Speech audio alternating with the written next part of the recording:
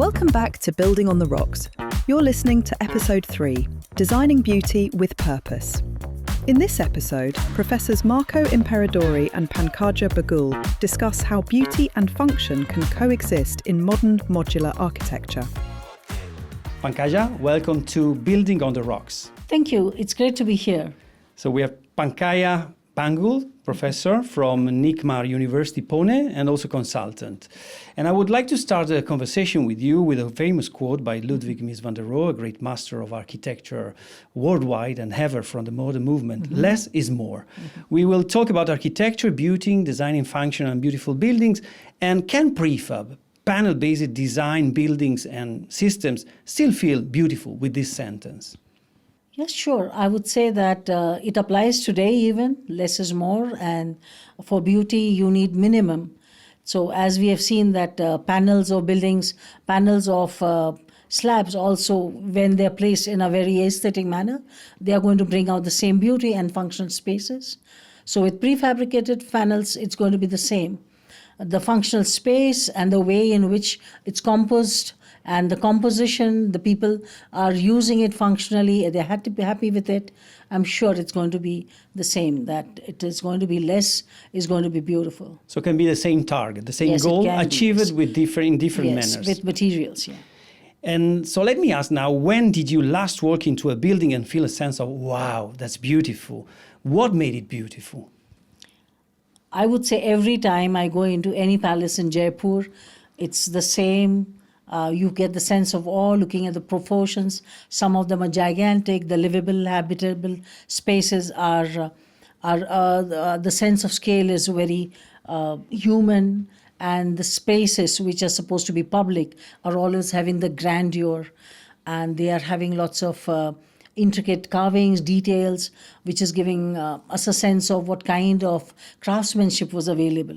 So that is something that always gives me a sense of awe. That's very interesting because you also mentioned the craftsmanship. So the volume at the end, it contains a lot of energy of all the people doing that, of the skills of them, the skills of the designer and the makers. And you know, this feeling I had of, wow, it's fantastic. I had it with two buildings. One is in Athens, Stavros Niarchos Foundation by Renzo Piano. Yes. Like, you know, a hill that looks the Parthenos from a distance. And the second one is in Tokyo by Kengo Kuma, my great friend, is the Nezu Museum. And again, in that case, you are very close to the nature. You have all these hedges. And again, nature and spaces and materials are really dialoguing. So I really feel that sense of aesthetical beauty. Yes. So Pankaja, you come from a great nation, a big nation. And let me bring you to Europe, where the Bauhaus was founded 100 years ago.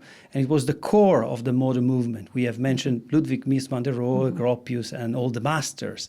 And now the European Union has set these 3 pillars for the new Bauhaus, which are sustainability, inclusivity, and beauty. How those pillars inspire your own work? I would say that because as our nation is a very ancient one, design has always been based on the 5 elements of nature. So like fire, air, water, and Wind. wind, yes. So that was the main, those principles along which we designed. So this is, inclusivity was always there because they were housing for the masses, housing for the kings. In the earlier layouts also we had, if there was a plan for the city, it had an area where the royal residents were there, and then there were houses for everyone else. So, and the sense of beauty came from the utilitarian purposes. So if the functional spaces were for the public, then they used to be bigger. They had bigger volumes and lots of natural ventilation.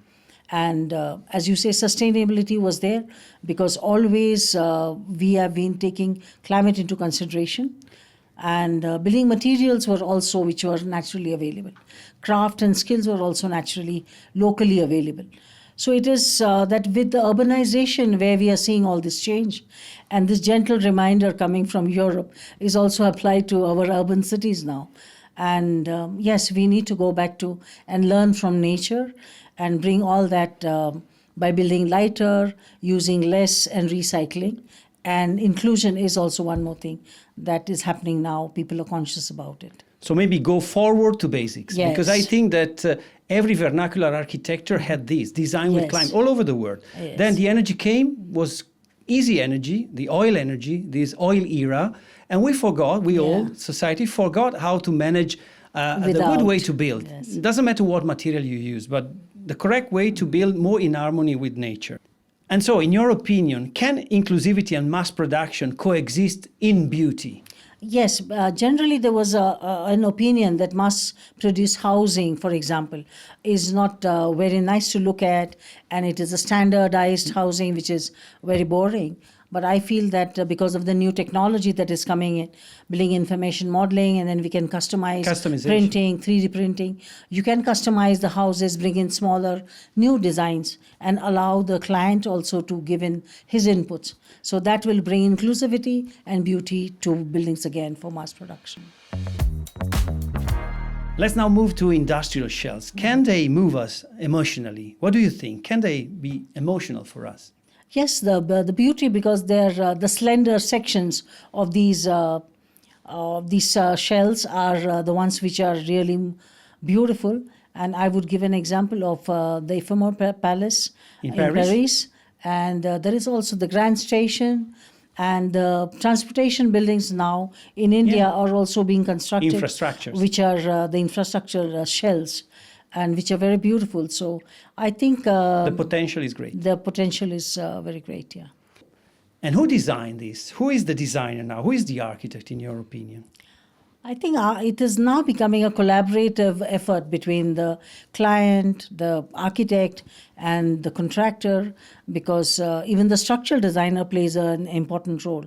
And of course, the technology is there, building information modeling, and all of this together, the collaborative work is now, I would call, an architectural project. So it's more integrated. As Sarah integrated. was saying, the integrated design process is a multiple, let's say, interaction between in the process. It's not only one. And the decision making is together. It's not. It's collaborative decision making. To be optimized. So the new tools, the softwares, the platform like BIM, etc., AI helps.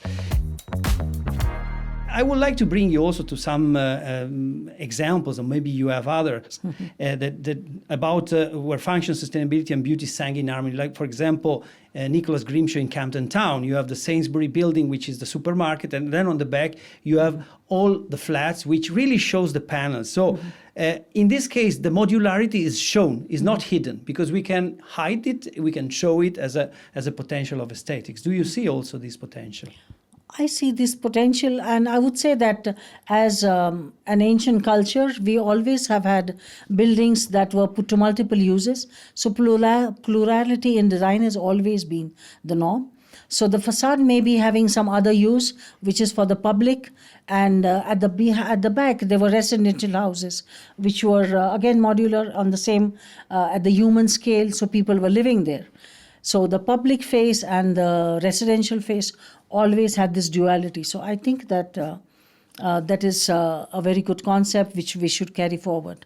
Now there has become an isolation in commercial areas and the residential areas, which is creating a lot of zoning. Zoning. Yes.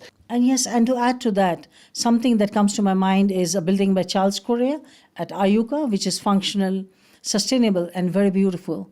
He has taken all the ancient design principles that are available in the Indian culture of courtyards, climatic and sustainability, and the larger public areas are opening into the smaller courtyards for the private rooms. So I think that would be a great example. And let me bring you back to the tools, digitalization, software, AI, or BIM. How do you see collaboration between architect, engineer, and manufacturer evolving today? I would say the partnership has to be really strong, because everyone are contributors into the design. Design thinking also is a process, and now designs are process driven. So architects are taking decisions with the consultation with the client, and they're bringing about designs. However, they have to also think about the new materials that are going to be used, and those materials, are they sustainable? So all this to and fro is a big collaborative effect. And again, the cost is there. So building information modeling and all the visualization tools are helping to take these decisions. And I would say that every time this computational design and AI is also helping in the manufacturing processes and the construction process.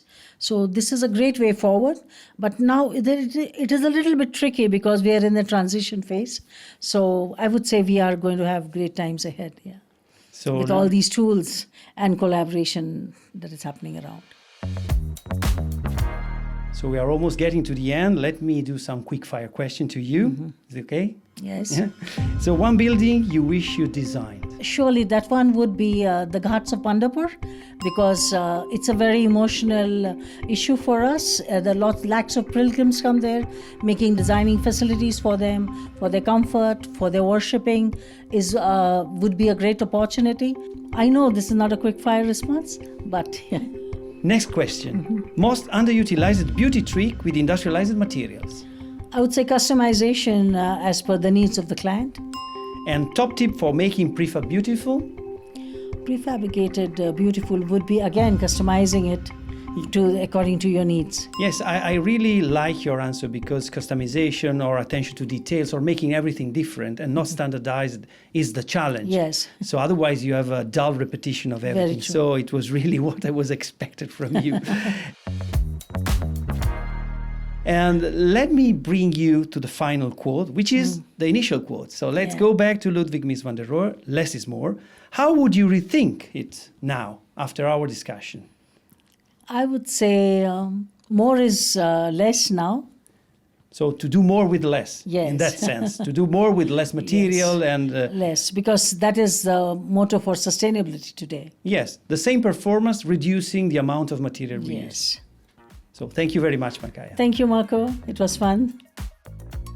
Thanks for joining us on Building on the Rocks, brought to you by Rockwool Core Solutions. Be sure to subscribe so you don't miss our next episode.